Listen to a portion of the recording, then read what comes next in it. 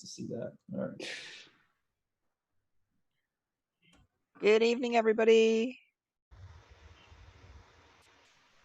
Hey. Let's see, how many people do we have? 29 people. Hello, good evening. Welcome to the Boston Unity Group. What month is it? May? I think it's May. I've lost track. Sometime in what is life anymore? I don't know.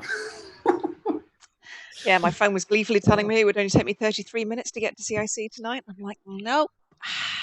Sadly, still remotely, but it's good to be back.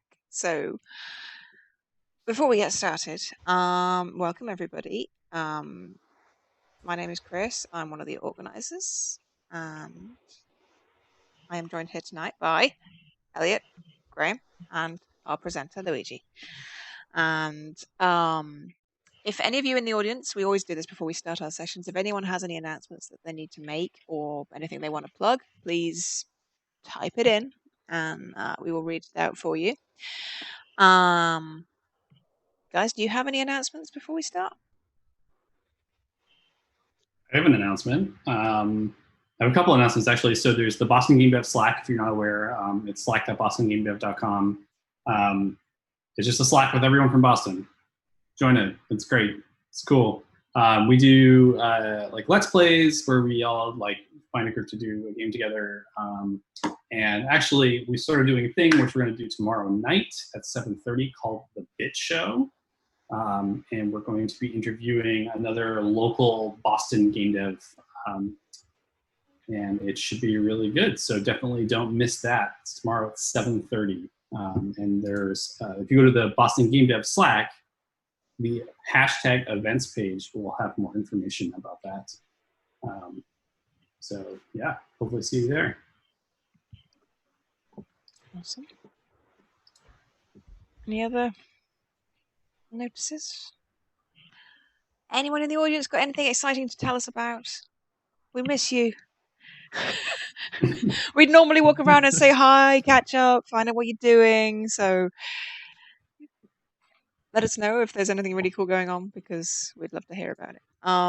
We do have 2 JetBrains licenses to give away. For licenses for JetBrains Rider, which is the kick-ass awesome text code editor for Unity and other projects as well, but it is really good. We still only have the extremely low-tech name picker that I wrote years ago. It feels like years ago. It was just last year. I've put all your names in it. Whoever signed up on the meetup, your name is on here. I'm going to really hope that you guys are in Twitch tonight. So I'm going to hit the random button and we're going to find out if you're in Twitch tonight. So first of all, Vinny, did you come join us tonight? I hope Vinny's here tonight. What's up, Vinny? I haven't seen him in ages. I hope he's doing well.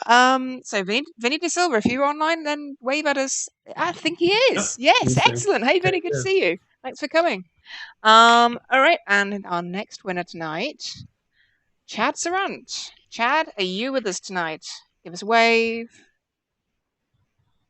Well, text wave.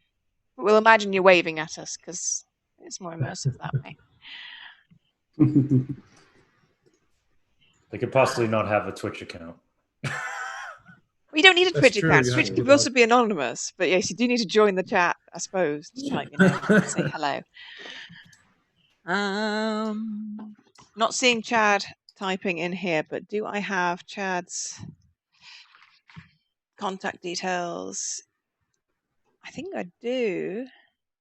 I can contact him via Meetup.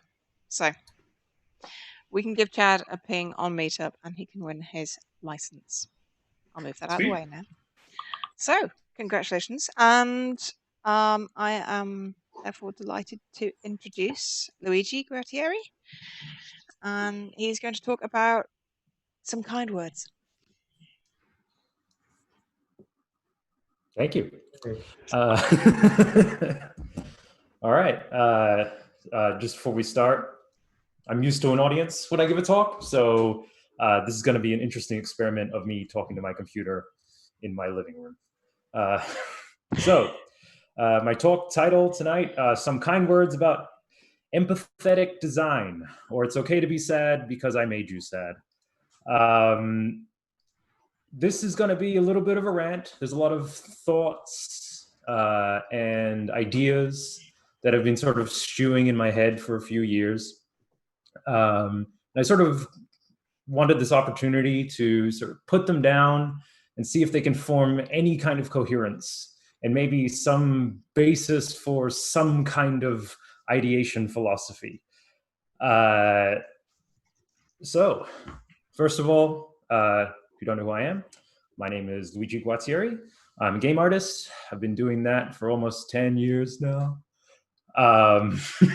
Worked on a lot of indie titles in that time, mostly with my friend Zabba Scott at Pop Cannibal, who made Girls Like Robots, Elegy for Dead World, a couple one big sort of project that never went anywhere, Make Sale, and our latest game, Kind Words. I've worked with a number of other indies in the area. Currently, I'm working at MIGHTIER, which is a platform to help kids with emotional control issues, and Kind Words, lo-fi chill beats to write to. So some of this talk is going to touch on both of those things that I'm working right now, and just some of the general thoughts and ideas I've had in the past. Before we start, just want to sort of preface a little bit. These are just my thoughts and opinions. I'm not saying this is the right way to do design or to come up with your own game ideas. This is not, the end all be all, at least in my head, of way things should happen. Like, this is just my opinion and the way I do things. If you take something from this, great. If you don't, that's cool too. And the last point is, maybe all this rant is the most obvious thing in the world and I'm talking nonsense, but it's just something I didn't hear discussed a lot. And I listen to a lot of sort of game design talk. But this doesn't just apply to game design. It could apply to any part of making a game, including art, speaking as an artist. So, empathetic design. It's on the title card. What is it? Well, first of all, I made that term up. I wanted to come up with something that sort of encapsulated what I've been thinking about. And really it came down to an approach to game ideation and game design and philosophy, where you put the emotional state of the player first. That's really it in its most simplest terms. Instead of thinking about starting with a mechanic or something like that, every time I think of an idea or how something should be implemented, I always ask myself, what should the player be feeling? So in this talk, I'm going to go through some of my process in terms of how I think about this, some of our ideas behind Kind Words and why that worked, and then finish it off with a bunch of stuff that maybe you can try when you're making your own games. Yeah, let's get into it. So that's right. Before we jump right into it, another preface: there is such a thing I learned while researching for this talk called empathic design. It's a slightly different thing than what I'm going to be talking about, but it does draw from the same vein. Empathic design is more of an industrial design, a graphic design, a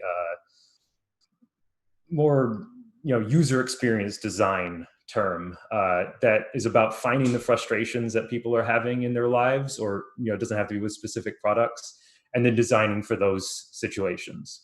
That could be anything from elderly people have a hard time reading text on a phone, so is there some way we can design around that?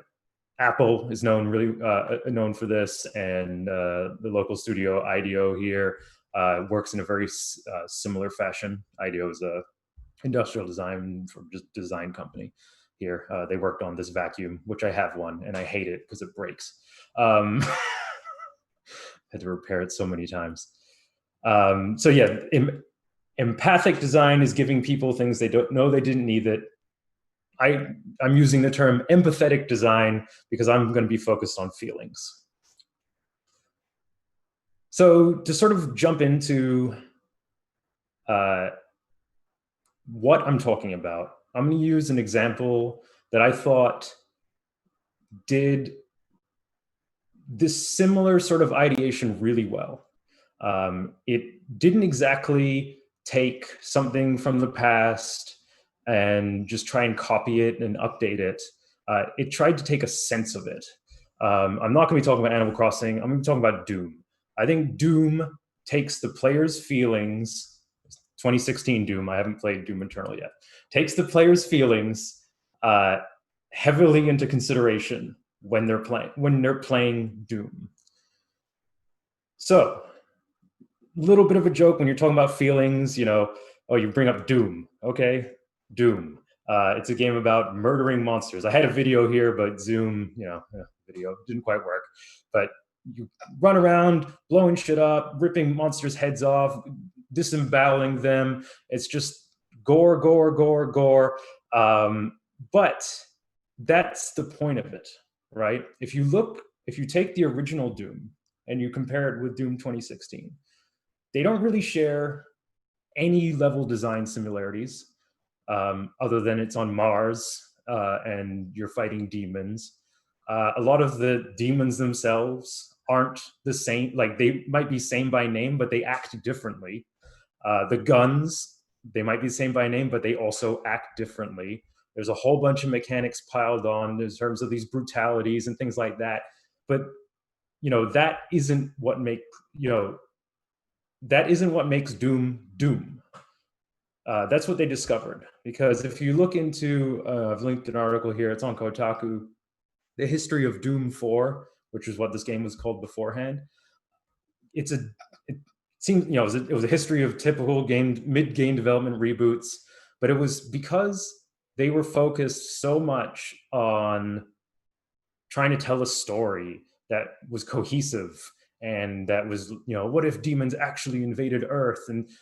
But that's not what Doom is. Doom, if you boil it down to its core, is you're supposed to be this ultimate badass that runs around blowing everything up and killing demons, and the demons are afraid of you. That's it, right? And it's a first-person shooter. Really, that's like the only chunk they took.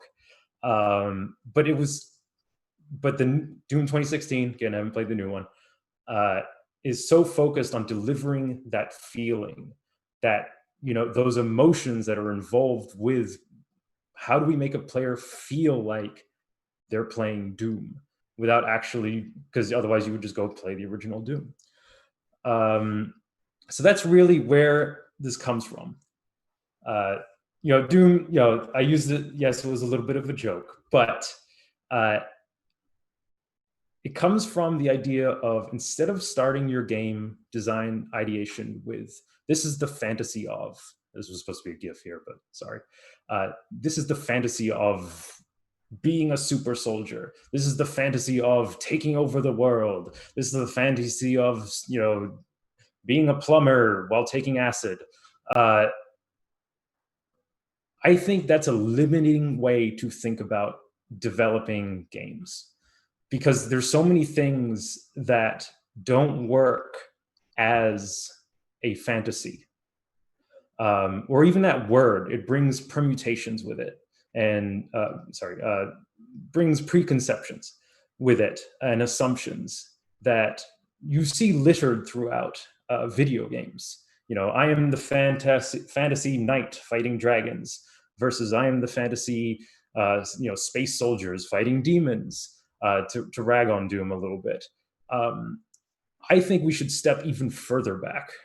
And I start with, when I'm coming up with game ideas or thinking about different parts or mechanics or art or UI or whatever, what is the feeling I'm trying to make?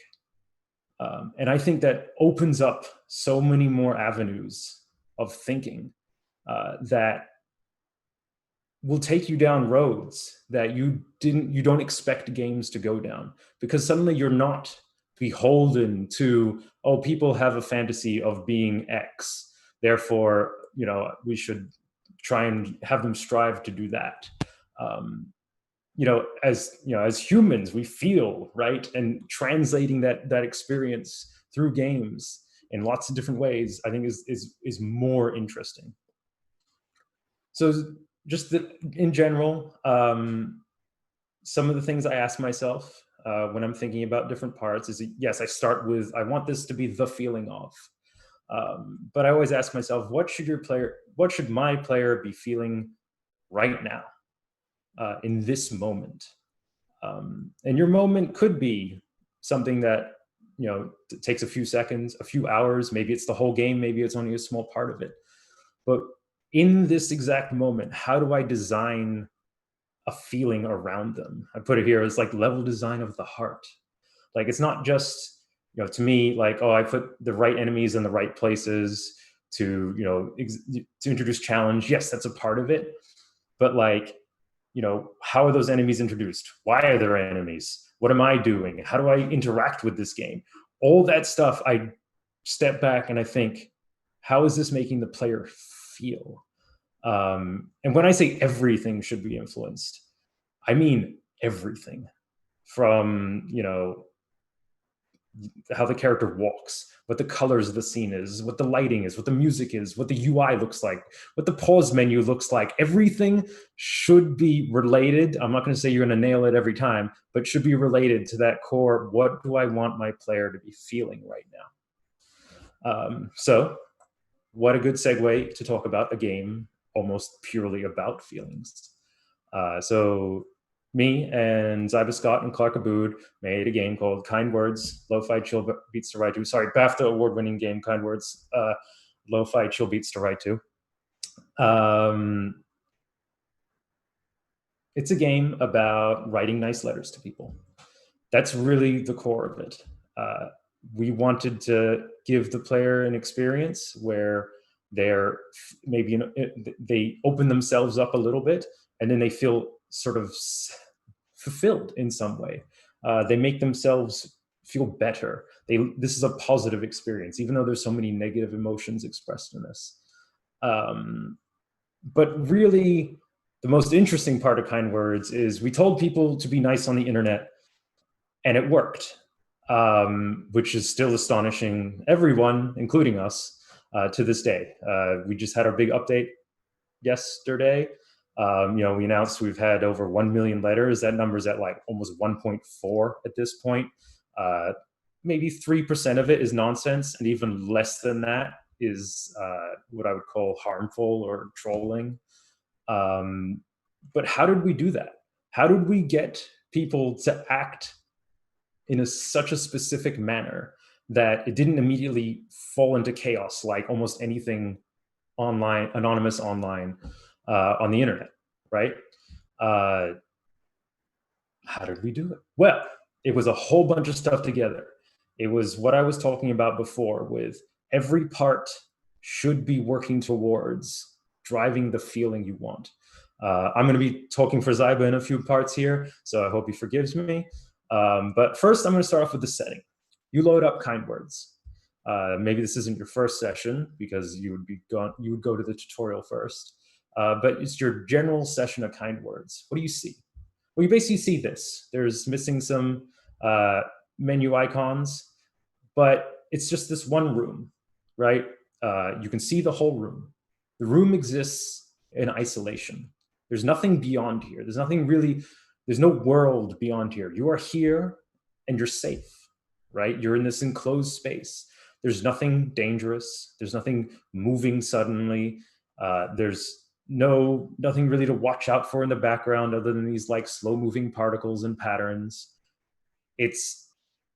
You can see your entire environment. You can even move the camera back and forth if you really want to get a different angle. But beyond that, that's it. There's not a universe beyond here. You are with you, and that's it, and nobody else. The colors play a part of this.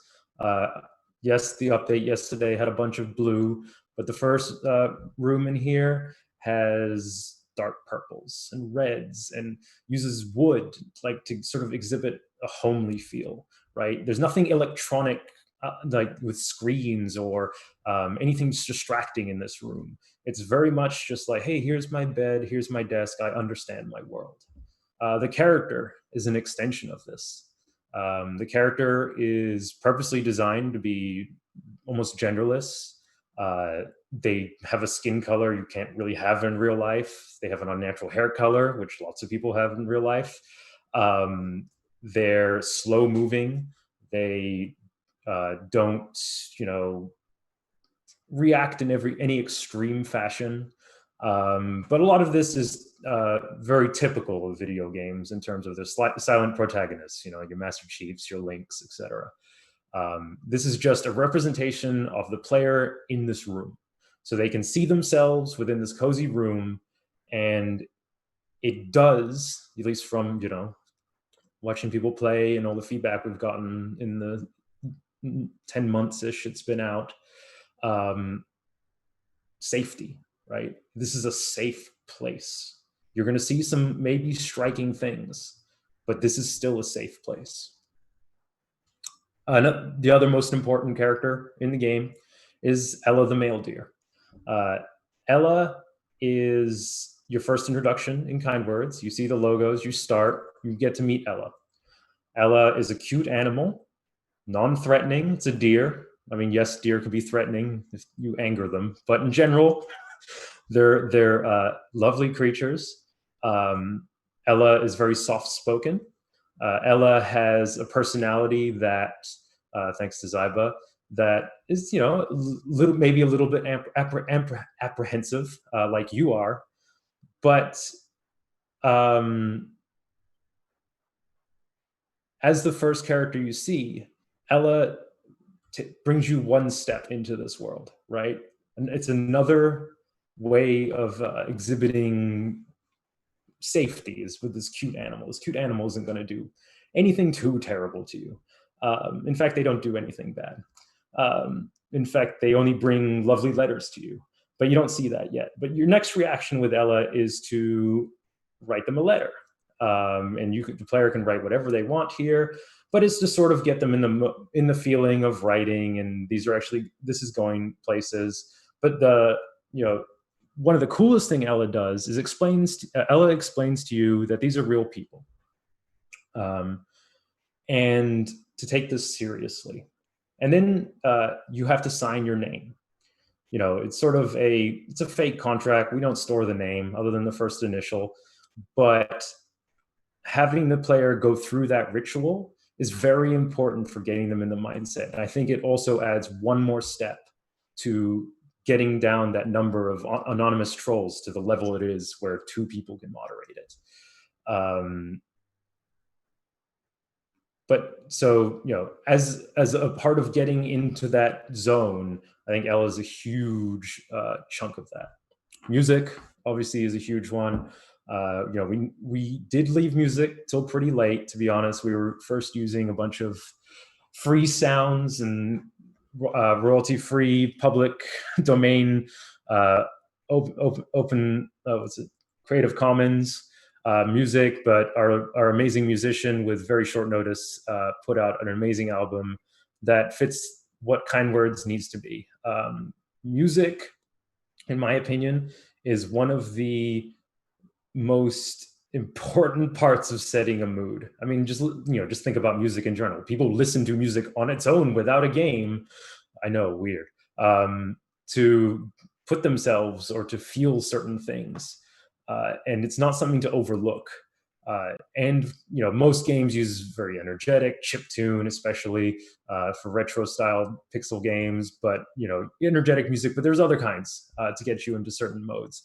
And at least I was very inspired. The game is called Lo-Fi Chill Beats to Write To, by all those different YouTube channels, which were supposed to get you in the mindset of studying or writing or just, being calm and ready to feel, ready to open yourself up a little bit. So one of the big emotions that work in Kind Words is taking people's frustrations and turning them into relief. I'm not saying it's going to happen with everybody, but a player opens themselves up in a couple ways within Kind Words. You can write request, which is the most open way of being in Kind Words. like my dog is sick, or I lost my job today. And you can send that out to everybody. And then people, one-way communication, can write things back to you. And that's a very fulfilling experience. That is a, oh, I've made myself vulnerable with maybe you were expecting some consequence, because we're so used to, in our social media lives, dealing with the consequences of our actions online. And then, they don't have to be, outright, oh, you're getting a million trolls harassing you, but just the fact you have an identity online. So you have this sense of vulnerability, but then you find out that people do write nice things to you. And suddenly that vulnerability becomes a good thing. Like, you let yourself be exposed, and it felt good to hear something back, whether it's not advice maybe you needed to hear, or maybe it's not even good advice. It's just the fact you were heard. And I think that's so important, and was really one of our core ideas going into Kind Words, is we wanted people to feel heard. In our last game, Elegy for a Dead World, or 2 games ago now, Elegy for a Dead World, people would write stories in that game, but no one would read anything. And so we really wanted to figure out a way of, how do we get someone to read something? Well, if it's just for you, that's going to be the most important part of it. The other interesting part of Kind Words is writing responses. So you can read someone else's request. Responses are actually, usually, especially in my experience and from reading others' responses, they're really personal exercises. You're not being as vulnerable as putting out a request, but generally when people write a response, they are writing about themselves, even if it's a response to someone else's problem. Because when you play the game, you're just tapping into what you know and your experience and your life. And so it becomes this really wonderful exercise of thinking about where you come from and how you relate to this person with a very limited text. You don't know all the context of this person's life. You can only write 7 or so lines as a request. But that's enough to really start thinking about how either A, you have reacted to this problem, or B, you think you would react to this problem, or C, just to feel like, oh, there are people out there who, just want to feel heard. And I think it's a really, really powerful feeling. So tying back into social media, one of the things that works in Kind Words is how honest it is. To get people into that vulnerable mindset. Remember, this is about setting a certain feeling or emotion. These are real people. We don't hide it. We just, people who have serious issues write requests just to either be heard, or, we've had everything from, self-harm and suicidal ideation in Kind Words. And we don't hide that. This is real. This is not, just because it's cute, it's not addressing over that. The cuteness helps bring a person into there. So it's not immediately shocking, but it can be very shocking. But that's what makes this experience powerful. And that's what makes it, I think, work. Is if we just put out the stuff, if we just let people put out the requests that are, more PG-13 or even, rated E for everyone, you wouldn't have that kind of reaction. It would lessen the experience. So again, like the honesty in Kind Words, and I think really, really helps get a player into a certain mindset of, this is not the place to troll or be mean or write nonsense. I'm not saying it doesn't happen. Of course it happens. But it's such a low percentage that we have to think that it works. On the other hand, there's some dishonesty in Kind Words. Nothing serious, but going back to what I was talking about with social media, there's a lot of trappings in social media, right? There's likes, you can go on Twitter and see how many people have seen, you can see how many people have seen your tweet and not reacted to it, which can be demoralizing, or Facebook or Instagram or TikTok, whatever, all these shares and likes and retweets. And, it's all bullshit, right? It's all trying to hit a part of our brain that makes us want to feel accepted, and then sort of hits it in a fake way. It sort of says, hey, you got some attention, that was good, but you didn't really. And then it just drives you to want to do it again. We did not want that experience in Kind Words. So we had to hide a bunch of stuff from the players. Players don't know how many people can have seen their request and skip past it. Players don't know how many players in general play. Yes, they can go check like Steam charts or something like that. But we have sometimes, on a low day, we have 4,000 letters written to all the way up to like 20,000 or 17 to 20,000 letters written a day. But when you're in this safe, cozy room by yourself, just getting letters responding to you and seeing a certain number of requests at a time, you have no sense of the scale that is involved here. Because that would break the illusion a little bit. You would feel less likely to be vulnerable in that situation if you really saw the pressure of how many people might actually see what you wrote. Maybe we were wrong in that. I actually don't know. We did hedge a little bit in terms of what we wanted players to see. Maybe in some future game or version, we can open that up a little bit and be a little bit more interesting. And the last point of that is we are secretive about our moderation methods. We do have amazing moderation tools. Thank you, Zaba. And I use them all day to check what's going on. But we try to have as light of a touch as possible. And I'm sorry if this was a typical bug meeting at the CIC, I could go into detail, but because it's live on the internet, sorry, I can't do it. I know, yes, thousands of people aren't watching, but sorry. Just to tie in a little bit, the other thing I work on, MIGHTIER, is a platform for kids with emotional control issues. So at MIGHTIER, we're always thinking what the player is currently feeling. In MIGHTIER, it's about getting players to get a little stressed, a little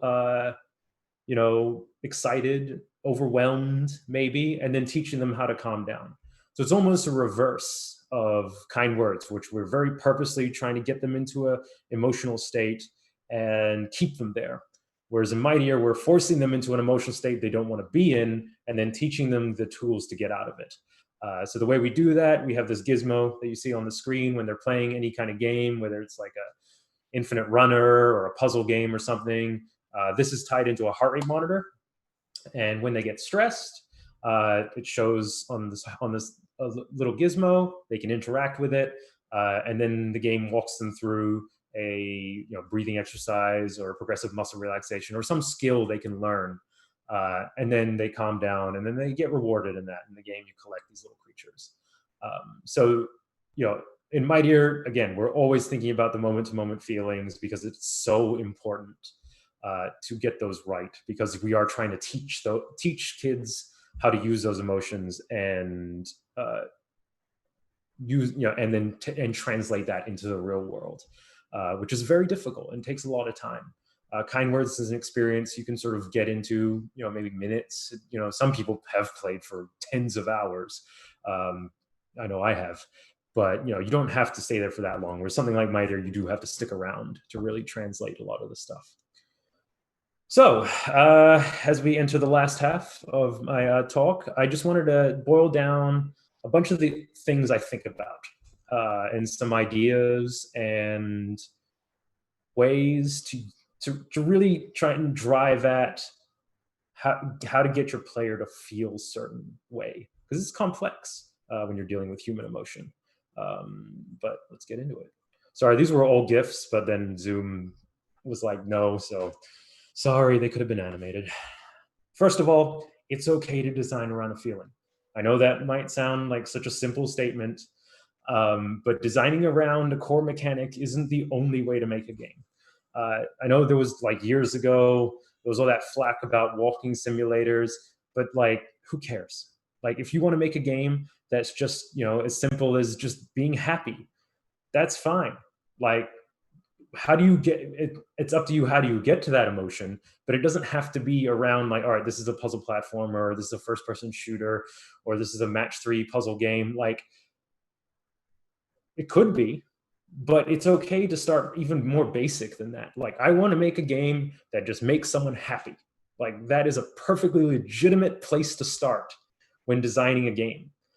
Where you evolve from that, who knows? Maybe it doesn't turn into a game, and that's okay.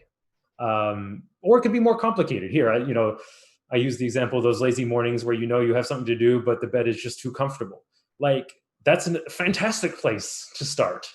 It's a little bit more complex than just happy, but it's an amazing exercise. Try and have something you're feeling and then translate that. And starting from that place is really cool. To reiterate what I said earlier, everything should drive towards what the player should be feeling at that time, right? If it's the one thing you're going to take away from this, art, sound, two big ones, obviously mechanics and how well they tie into that. The UI, how is the information displayed to the player, is important in deciding how they should feel. Like, is a health meter the right way to explain how many times you can get hit before you die? If it makes your game feel too video gamey and takes the player out of the immersion, maybe, I don't know. But I even go further in, like, how do you launch your game? How do you talk about it? How do you sell it? What screenshots do you share? What GIFs do you share on Twitter?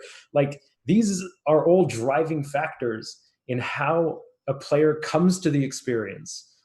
Yes, you have more control over once they've clicked play on Steam, but you have a little bit of control outside of that too. So you can set a mindset of coming into this.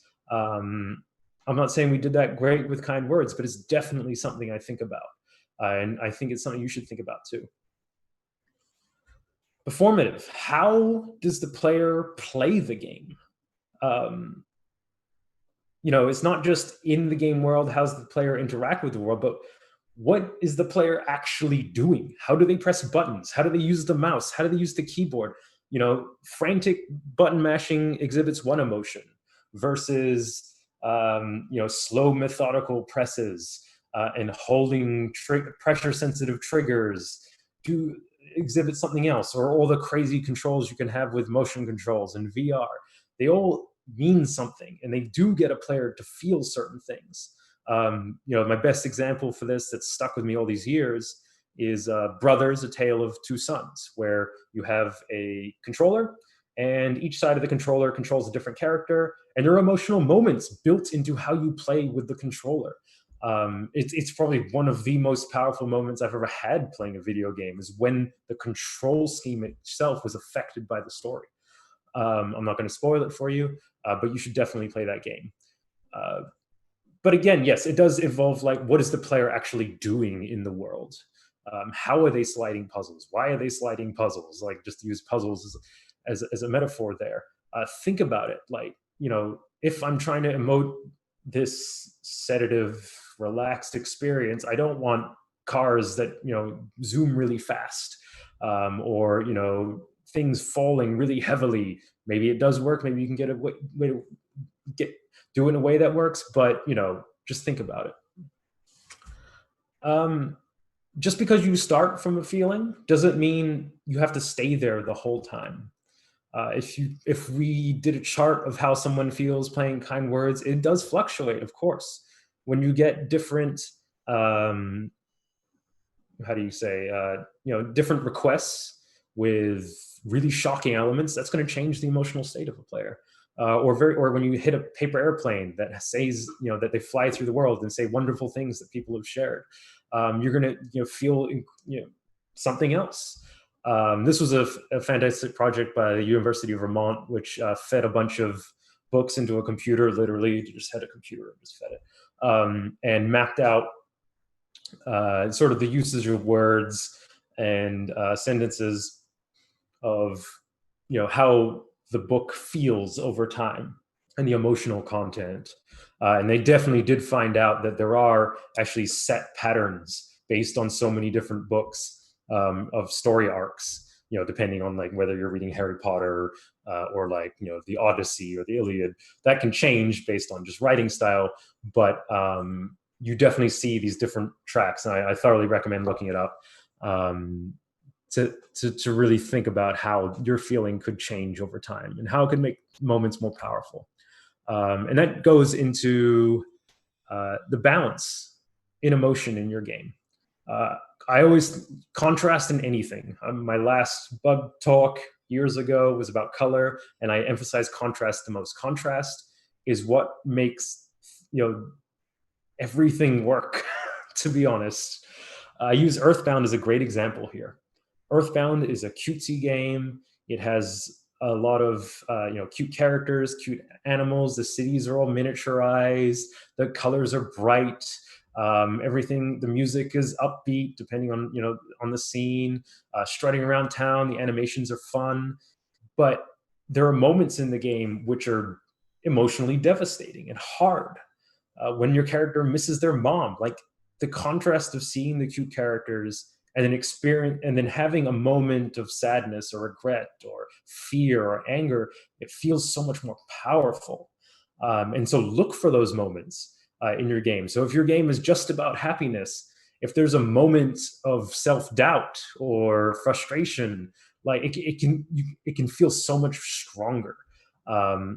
You know, I'm going to bring up a little bit later, but Katamari Damacy is a great example of that, where the game is so happy and fun, but then, you know, the King of the Cosmos insults you, and it just hurts so much more because you weren't, you know, the whole game wasn't filled with insults, and so you weren't ready for it. So that's a fun way of thinking about contrast, but really try and to make the moments you want to be strong stronger.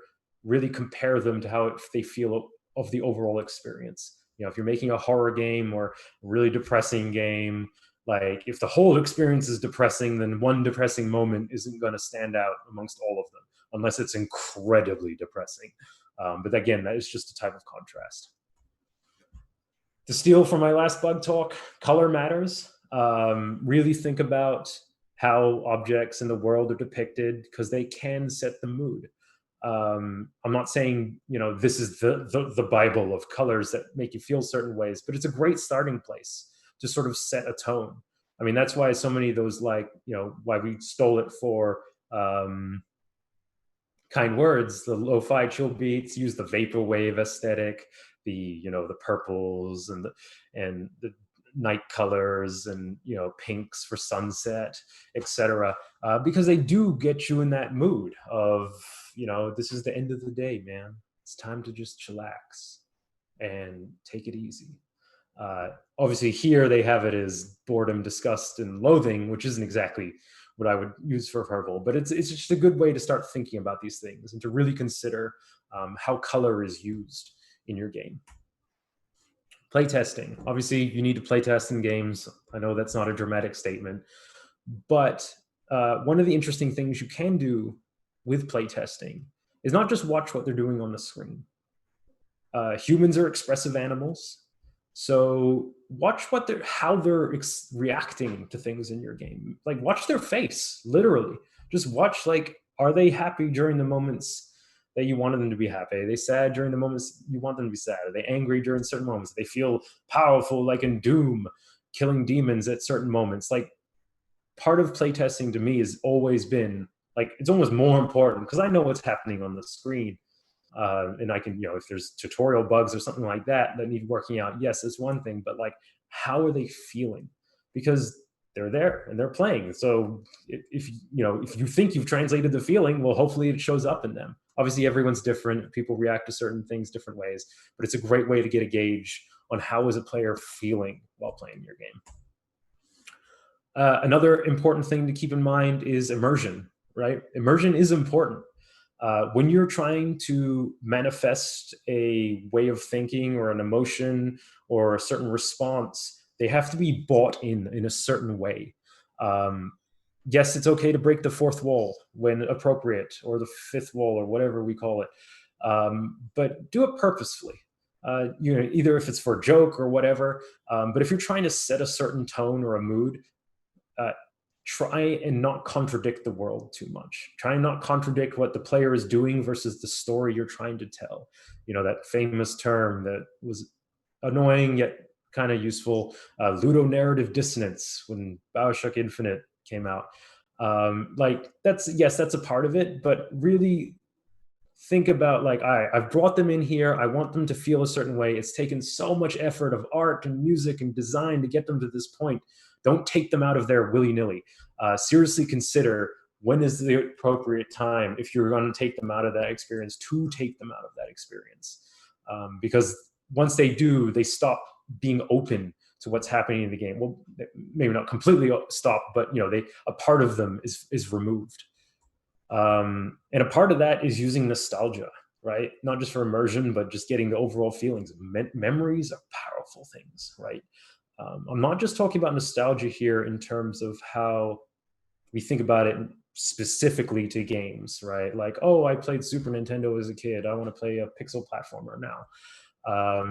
That's a part of it, but we have so much more memories as a shared culture and experience that to draw from.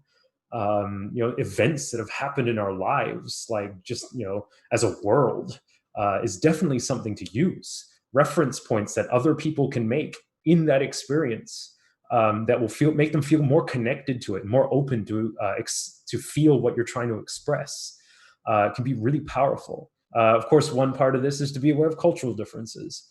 I'm not just talking about sensitivity, which you should, of course, be thinking about. But just because you in your country or where you're from experience something, doesn't mean someone else from somewhere else from a different background is going to have experienced the same thing or even in the same way. And so if you're trying to express a certain moment in time, which is an amazing thing to do, just don't be surprised when someone who didn't do exactly what you did and felt the same way you did expresses the same emotion. That should not be a barrier to you trying to express certain things, but it's just something to keep in mind, because we're all different, and that's what makes living awesome. Again, music. Just got to reiterate that it's so important. Don't leave it last, like I know we do, and so many other game developers do. You can design your game around music without making it a rhythm game, if you know what I mean. If you have an awesome song that your friend made or that you got from somewhere else, you can make a game around that. Again, it doesn't have to be a rhythm game. It could just be about what the tone is, the emotional tone, not just, maybe the literal tone too. But that's a perfectly legitimate place to start, or even mid-development. It can influence your design, what music you use. Don't just always leave it as a tag, as a thing that gets tagged on at the end, because it can be really powerful. Another thing to keep in mind is when you're playing with emotions, that can be volatile. I know it was definitely something I stressed about when we released Kind Words. We didn't think anyone was going to play it. So when people started playing it, I started thinking about these things. We were, it was not beyond the pale. We did make some people feel bad.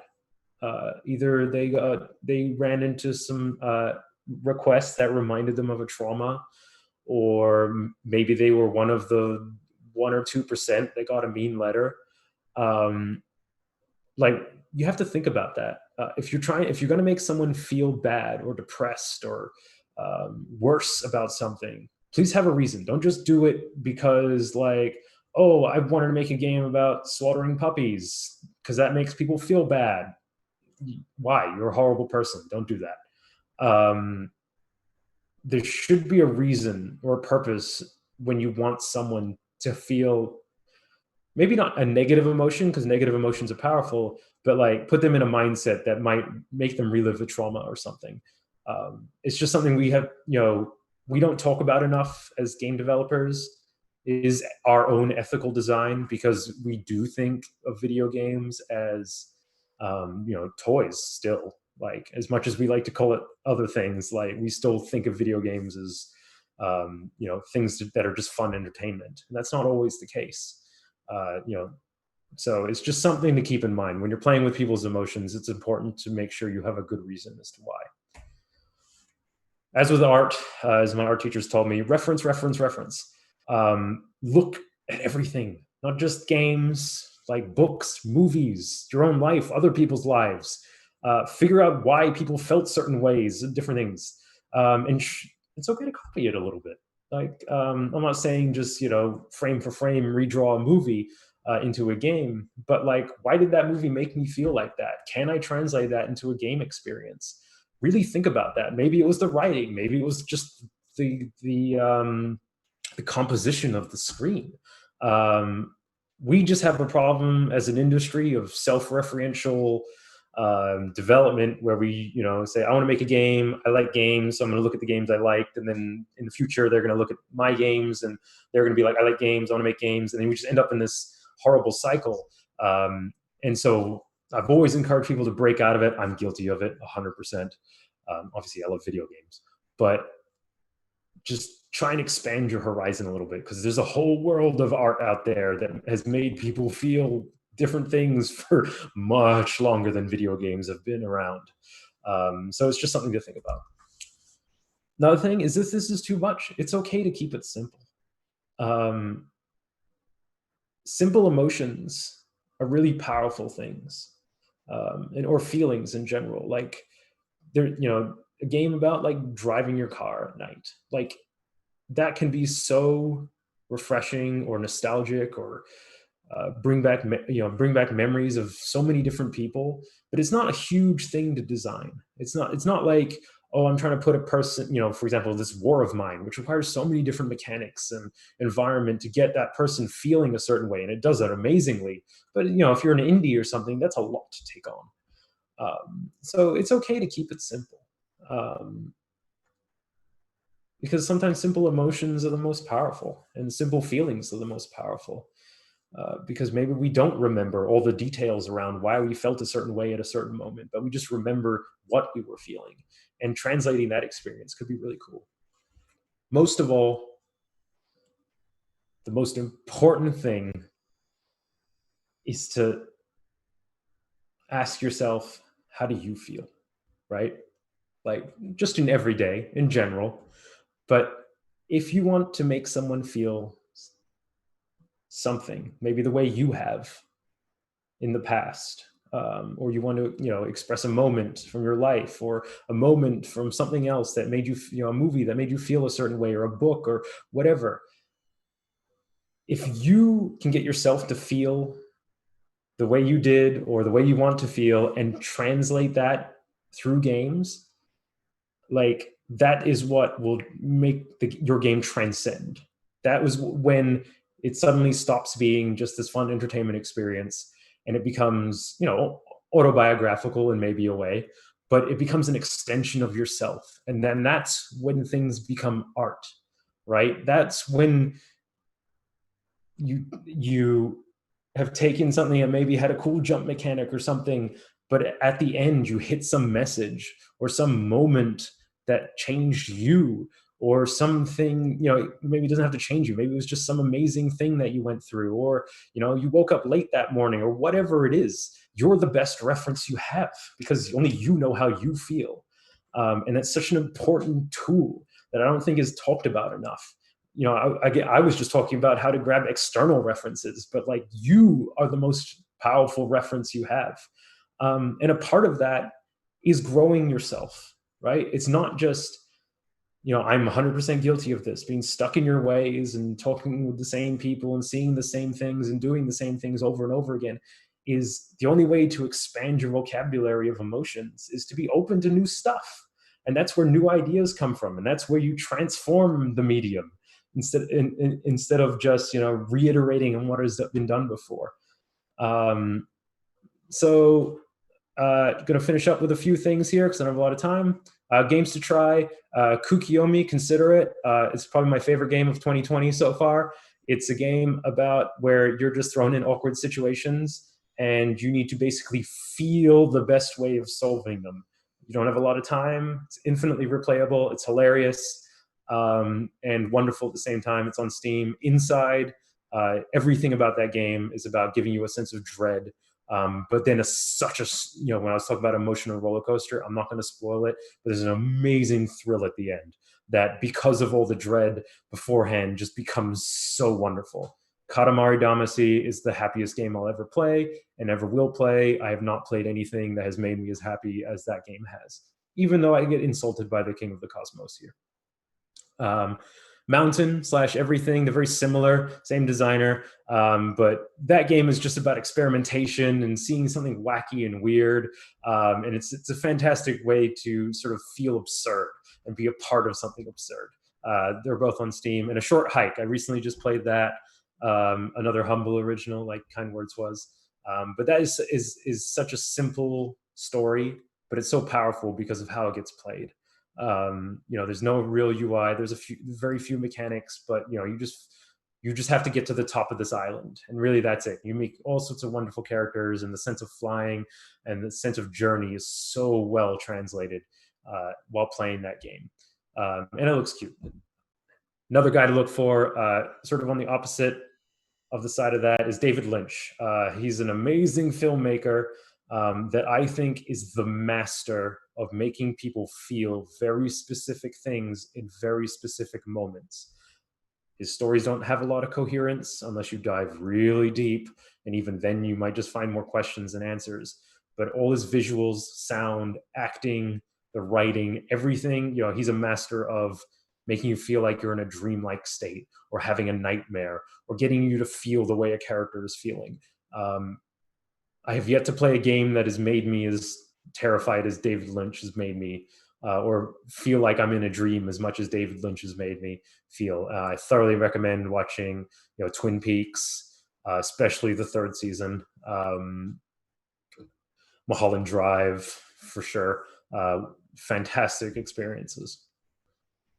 So in conclusion, since I'm running out of time here, to sum it up, start off, it's a fun way to start off your game with, I want to translate the feeling off. And where do you get that feeling? Well, you get it from yourself. And once you're able to translate feelings from yourself to other people through a game, well, that's it. You made art. Like, done. The question of our game's art is done. Like, I'm sick of answering it, but that's how it happens. That's what takes it from a commercial product, which of course is still art, but might not have the emotional weight of other, David Lynch film or something like that, but turns it heavy and does give it that emotional weight. And then that's when the medium transforms itself and makes it more interesting, and then will stick with a player long after they've stopped playing. Again, Kind Words is a short game, but we've had people come to us like months after it and been like, I had some experience in this, and like it actually helped me. It made me feel better, or it was just wonderful to see that there were kind people in the world, and having that fulfilled, self-reflective experience was like, it's just so fascinating to see. And with that, thanks. You can follow me on Twitter at Luigi the Grump. I'm not always grumpy, but generally I am. Thanks for listening. If there was a pause here, I would be listening to it and enjoying it. But alas, I am still sitting quarantined by myself in my living room. Luigi, clap, clap, clap, clap, clap. Thank you. All right, questions too. I can hang around for a while. I don't know if these guys need to go someplace though. Yeah, please ask your questions. There's some lag here. I know that. All right, I'll start us off with a question. Sure. So, like, there's a lot of stuff about Kind Words that's pretty amazing, but one of the most amazing things to me is just how cohesive the player base is, and how little like animosity and trolling there is. I just want to get from your, like, you talked a lot about like hiding information from the player, and about like mood building with like, colors and music and all these things to try to get people in the right headspace. But is there more to it than that? Or like, is that like, how do you feel, or how do you think about like getting your players to act a certain way like this? So the one big thing I left out was, I mentioned it casually, but one of the biggest parts of Kind Words that help it work the way it does is the one-way communication, right? You send out a request, I'm feeling sad, someone writes you a letter, you could only send a sticker back. That was partly we just didn't have the moderation capabilities to moderate continued conversations, but also that removes a lot of the incentive of a troll, right? A troll is there to feed off reactions, as by a certain politician. They're there to get a response. And if you can't get that response, well, it just becomes boring. You're just yelling into a void. You're trolling into a void, and it's meaningless. So that cuts down a lot. Another part of it costs money, right? It's $4.99 right now on sale for 20% off on Steam. So that is a wall immediately. You know, people who are there to do low effort trolling don't usually put money where their mouth is. I'm not saying it doesn't happen. Of course it happens. But that really helps. And the last part is a thing I was going to say, and I don't remember what I was going to say. Like, there is a selection bias with kind words too, right? Most of the people who buy it, you know, read the reviews or watch a YouTube video or see something on Twitter or something and go, that's an experience I want to be a part of. And so it's a self-fulfilling prophecy that the people who want to be a part of are generally going to be the ones who are going to be there to share kindness, right? So it's really not much more than that. And I think that's what is so surprising to people, is that, yes, we get rid of a little bit of your identity, a little bit. There's the one-way communication, but other than that, it's pretty free form. But with those restrictions, as small as they are, you know, it's like, way I think about it, it's like being in the real world. There are consequences for acting like an asshole in real life. Maybe not legal consequences, depending on how much of an asshole you are, but social consequences. If I was an asshole to everybody I met all day, no one's going to want to hang out with me. I'm not going to have friends. No one's going to want to deal with me. And I think social media lacks so much of that, because you can always find a community of assholes to be assholes to each other and to others with. And so we sort of faked some of that social consequence with one-way communication, with no reaction, with no identity. It's not obviously it's not a one-one translation, but it emulates some of the, you know, there's some of the feedback loop you might get from real life. Luigi, there's a question from Dinosaurs, Chris, asking if Out him. Chris who? Do you use any sort of analytics in kind words, and have you had made changes over time to try to adjust player mood and behavior? So we don't have, so Zyba can speak more to the analytics stuff, but we don't really have analytics in there. Like, we can look for commonly used words, like that's really it. We can search stuff. And of course, you know, we have the ability to filter some stuff. But as far as like keeping an eye on what everyone is saying and how many people are using, like, we have basic, like, this is how many users came today. This is how many letters were written. But my fear is that it's been working, and so I don't really want to play with it too much as a fear of making it all fall apart. You know, certain things, you know, we could add maybe in the future that might encourage certain behaviors that we want, but it seems to be working right now. And so, and the other side of it is, we didn't want to be heavy-handed with analytics. Like, we are trying to be as hands-off with people's personal information as possible. Like, the only thing we have is like an IP address. Really, that's it. Everything is stored locally on their computers. And then, of course, all the requests and letters and paper airplanes we have, but we don't know who anybody is. We don't want to know who anybody is. We don't want, you know, any possibility of anyone else knowing who anyone is. And so, you know, even on our end, we don't really want to be tracking too much, just from an ethical standpoint. Right. Zyba chimed in that backing you up on that, and how you intentionally avoid most analytics and you don't want to identify, you know, connect data with people. So, thank you for that.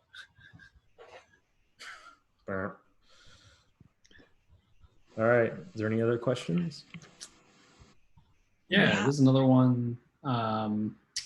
It's Rural Bruno asks about iterating on a feeling, and was there something in kind words that you had to make a change to better fit the mood that you're going for? So we were lucky with Kind Words in that it didn't stray too much from the original vision.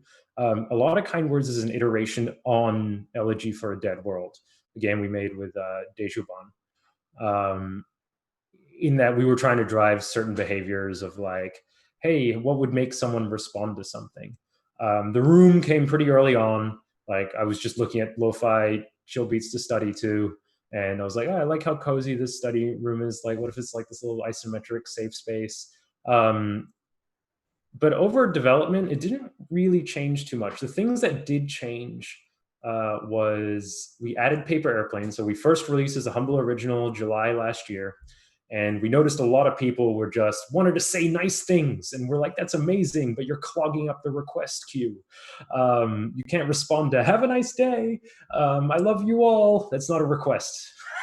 So we introduced paper airplanes. It's basically this shout into the world. I love everybody. You can do that now. And it did lessen. Obviously it still happens, but it didn't clog up the request queue as much.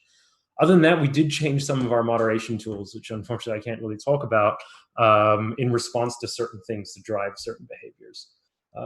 But again, we were pretty lucky that we didn't have a ton of iteration. It was a really short development cycle.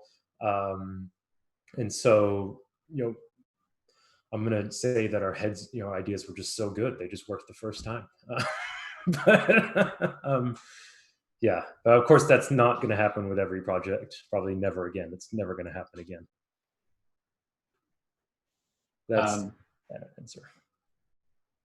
Cool. Yeah. So DemiDev asks, sort of related, were there any experiences at events where you have players writing bad letters?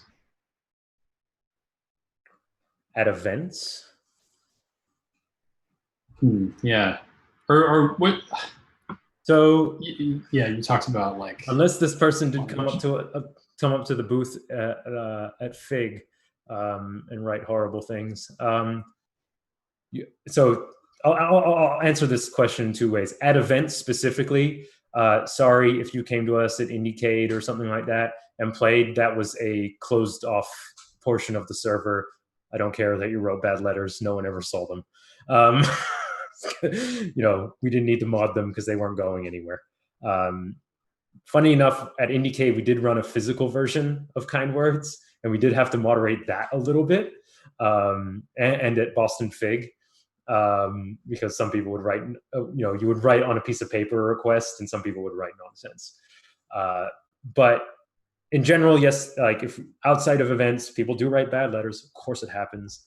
But our community is the strongest part of dealing with it. I can't read 17,000 letters a day. It's not going to happen.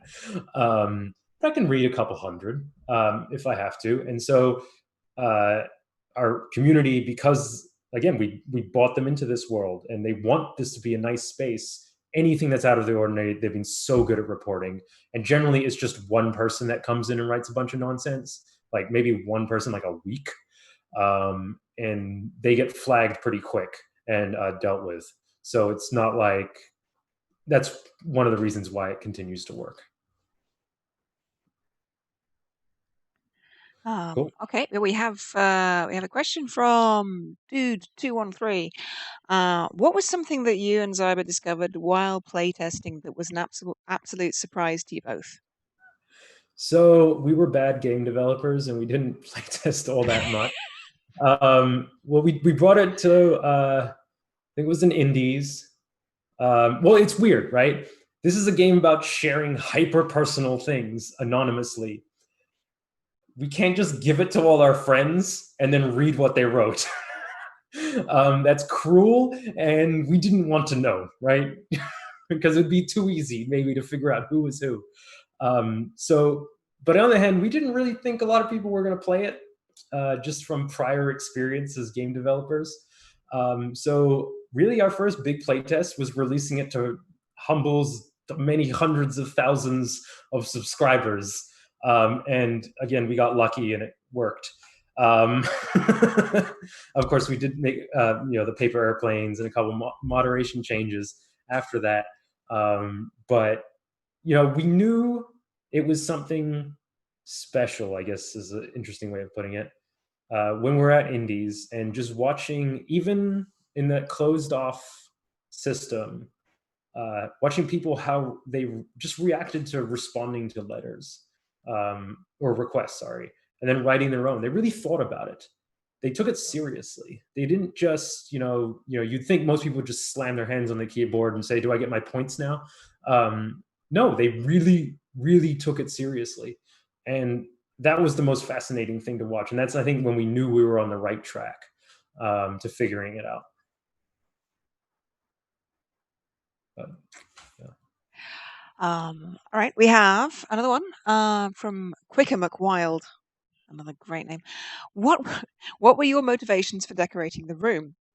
Was it simply to be a reward for participating in the game, or was it to keep that homey feeling? I mean, specifically with the stickers and the props that the player can turn on or off in the room. So the way the stickers were started, if I remember this correctly, was because we didn't think anyone was going to write more than one letter. Just from our experience from Elegy for Dead World. And we're like, we want them to at least write like 10 letters. Like that'd be a nice experience, right? It's like 20 minutes writing letters. So we needed some sort of gamey incentive. On the other hand, we were heavily thinking about, like I was talking before, the social media trappings of Twitter and likes and like we didn't want it just to be a game about accumulating points. So you get the sticker once and you can give it to anybody you want, but that's it, right? It doesn't, you can decorate your room and it makes you feel like you're making some progress, but it's not the important progress. The progress is the letters you've written, the self-reflection you did, but the stickers become a sort of measurement of that. And they become a cute element that people can latch onto. And the most interesting thing is all the stickers are generally from games Iva and I have worked on or things we've done in the past, prototypes, etc. But some people ascribe meaning to them, even though they're pretty meaningless to most people other than to us, which is just a fascinating look into, human language creation, similar to emojis. But yeah, that's really where the stickers came from. And then people loved the stickers so much. That's why we added a bunch more. But again, you can't compare your sticker collection with anybody else. You think, most online games like this one it's all about, your Fortnite skins, right? Like I've got my super awesome Fortnite skin and you have the default one. And, I read that article where kids literally got bullied because of that. So just avoid all of that. And it was how to respond to a letter. We didn't come up with anything. We have ideas now. We didn't come up with anything solid. Like, you got a lovely letter. How do I respond to it? Well, you give them a sticker now. So that's where stickers came from. We have a question from Snoopicus. Do you have any plans to build any more games with similarly different starting places or in terms of emotions or communications? Yes. I'm not going to talk much more on that. And Zyber replied, no, match 3 games only. We already did that. Kind of. No. Like, Girls Like Robots, there's some, you can match stuff, I guess. That's Zyber. All right. It looks like that's it. Yeah. Thank you so much. Thank you, everybody who came by. Thanks to Boston Unity Group for hosting this. Thanks for the free pizza you're sending. Oh, wait, there's no free pizza. Yeah, sorry about the pizza. You You didn't turn up. already turned At up. my house demanding Yeah, pizza. I don't have any. Yeah, I don't have exactly. any pizza. I wish I did. Thank you, Luigi. And Thank you. yeah, so I guess that's it. We did have a couple of announcements that scrolled through the timeline. Graham, do you want to mention those? Yeah, sure. So Jacob Peltola, mentioned that the Stop Motion Jam is wrapping up this month. A lot of cool stop motion projects are getting submitted in the next few weeks. And you can learn more about that at stopmotionjam.com. That sounds really awesome. Check that out. Another Castle wanted to plug on Sunday, June 7th. The Pioneer Valley game developers are hosting the next Make Talk Play. Ezra Cove is making a presentation on Blender and the latest tools available in version 2.8. talk is geared towards 3D artists, but accessible to all. And there's a link in the chat for the meetup page for that, which I will repost. Yeah, and then like just to plug it again, Boston Game Dev Slack, slack.bostongamedev.com. Definitely get on there if you're a game dev in the Boston area. And then the Bit Show tomorrow at 7:30. Again, more info on that in the events channel in the Slack. Come to Bit Show. It's fun. Bit Show's awesome. Yeah. All right. Okay. We have recorded this session, so you can come back and watch it again later if you'd like. I believe that Twitch keeps it for 2 weeks. I don't know beyond that, but we do have another recording of it in case we need it. But yeah, thank you everybody for coming, and we'll see you next month. It will be June, right? Halfway through the year. What? It's not still May. What year is it? We're getting there. Okay. All right. Thank you very much, everybody. We'll see you next time. Bye.